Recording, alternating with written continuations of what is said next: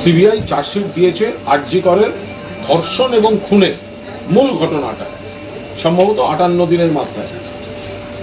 কত? 58 দিনের মাথায়। তো এখানে পরিষ্কার বক্তব্য হচ্ছে যে এই যে আরজি করের ঘটনায় সিবিআই ধর্ষণ এবং খুনের যে চার্জশিট ফাইল করলো, সেই চার্জশিটে একমাত্র নাম হচ্ছে সঞ্জয় রায়, যাকে 24 ঘন্টার মধ্যে গ্রেফতার করেছিল কলকাতা পুলিশ। অর্থাৎ কলকাতা পুলিশ গ্রেফতার করেছে 24 ঘন্টায়, আর তার চার্জশিট দিতে 58 দিন লাগিয়েছে সিবিআই। এবার মূল বিষয়টা হচ্ছে এখানে এই চার্জশিট থেকে এটা প্রমাণিত যে এখনো পর্যন্ত সিবিআই এই যে সকলকে ডেকে তদন্ত করলো, তাতে মূল ধর্ষণ এবং খুন সেটা যে সঞ্জয় রায় করেছে, সেটা কিন্তু আজ চার্জশিট দেওয়ার সঙ্গে সঙ্গে প্রমাণ হয়ে গেল যে সঞ্জয় রায়কে অ্যারেস্ট করেছে কলকাতা পুলিশ। অর্থাৎ সিবিআই কলকাতা পুলিশের তদন্তকে মান্যতা দিল। সিবিআই কলকাতা পুলিশের তদন্তকে মান্যতা দিল। মাত্র 3 দিন হাতে ছিল কলকাতা পুলিশের। এরপর হাইকোর্ট দিয়ে দেয় সিবিআইকে। মুখ্যমন্ত্রী বলেছিলেন আমাদের আর কটা দিন টাইম, আমরা না পারলে আমরাই দিয়ে দেবো সিবিআইকে। তো আজকে দেখা যাচ্ছে কলকাতা পুলিশের তদন্ত সঠিক পথে ছিল। কলকাতা পুলিশের তদন্ত সঠিক পথে ছিল। চার্জশিটে মূল ধর্ষণ এবং খুন, একটা নাম কেন শুধু সঞ্জয় রায়? এটা তো পুলিশই করেছিল। এই ধরাটা তো পুলিশই ধরেছে, কলকাতা পুলিশ ধরেছে।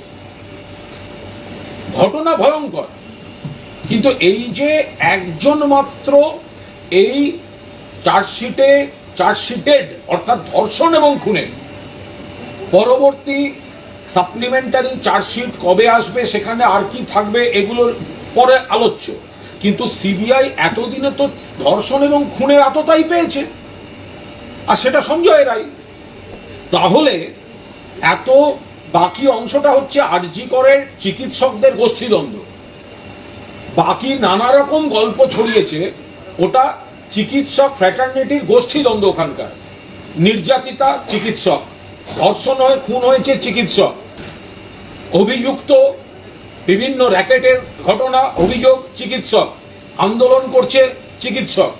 গোটা বিষয়টা চিকিৎসকদের মধ্যে, চিকিৎসক ওদের চিকিৎসকদের বৃত্তের গোষ্ঠীবাজির গল্প বেশি ছড়িয়েছে, মানুষকে বিভ্রান্ত করা হয়েছে বেশি।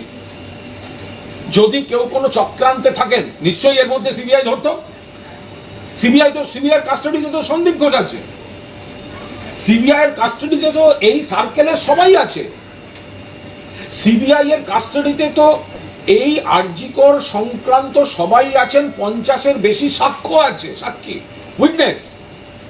যে 45 পাতার চার্জশিট সিবিআই শিয়ালদা কোর্টে জমা দিয়েছে, তাতে 50 থেকে 60 জন এই সংখ্যার উইটনেস আছে। তো এবং সিবিআই এর কাস্টাডিতে এই সংক্রান্ত যাদের যাদের সম্পর্কে অভিযোগ ঘুরছিল সবাই সিবিআই এর কাস্টাডিতে আছে। তাহলে চার্জশিট অর্থাৎ ধর্ষণ এবং খুন, এই চার্জশিটে শুধুমাত্র সঞ্জয় রায়, যাকে কলকাতা পুলিশই অ্যারেস্ট করেছে,